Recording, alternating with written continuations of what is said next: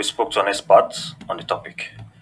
But first, Phase 3 of India's mammoth general election concluded on Tuesday as voters in the selected regions made their say. Incumbent Prime Minister Narendra Modi of the Bharatiya Janata Party, or BJP, is seeking a record third successive term as the leader of the world's most populous country. The election campaign so far has been fought over key talking points of unemployment and anti Muslim rhetoric made by the BJP towards their opposition. Through the first two phases, voter turnout has been an issue with lower turnouts so far compared to the previous elections in 2019. To speak on the election campaign, we are now joined by Dhruv Jatti, a spokesperson for the Indian National Congress, one of the main opposition parties against Modi's BJP. Yeah. Hi, good evening. Good, It's a good pleasure evening. to join you all. A very good evening, Mr. Jatti. Welcome to City News International. Thank you. So It's a I pleasure would to like be to here. begin by asking you, Indian Prime Minister Narendra Modi recently accused the Indian National Congress of saying that Muslims have the first right over nation's wealth. He has also called the Muslims in India infiltrators. What do you have to say about that?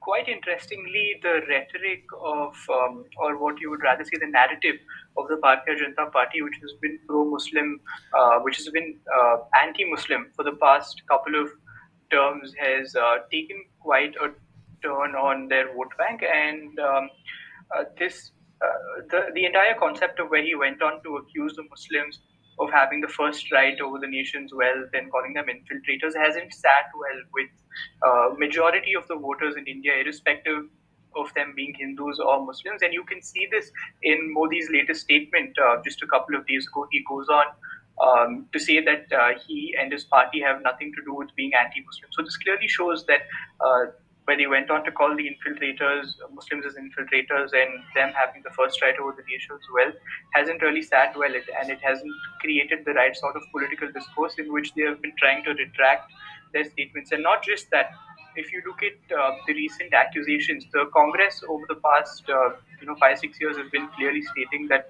the Modi government has been pro Adani and Ambani, two big corporates that have been looting the country for the past 6-7 years. And just today, you have Narendra Modi in a speech going on to say that the Congress party has been silent on Adani and Ambani, and that they have been receiving funds of black money from these two corporates. So if you have a look at it, the entire discourse of what the media in India was projecting to be a one-sided election has turned over these last two phases. It looks like none of the narrative set by the Bharatiya Janata Party has been sitting right with voters in the country today.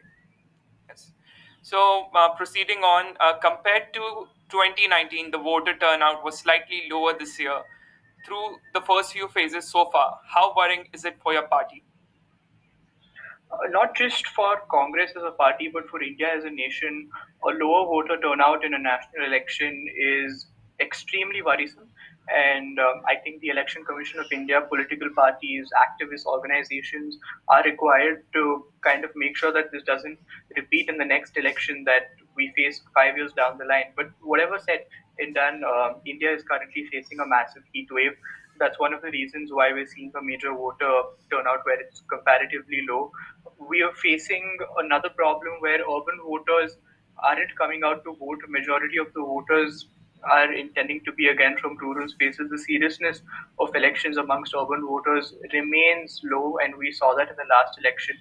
Continues this election as well, and I think collective efforts, bipartisan efforts, looking at it apolitical is important. We need to increase voter turnouts over the next couple of terms in India.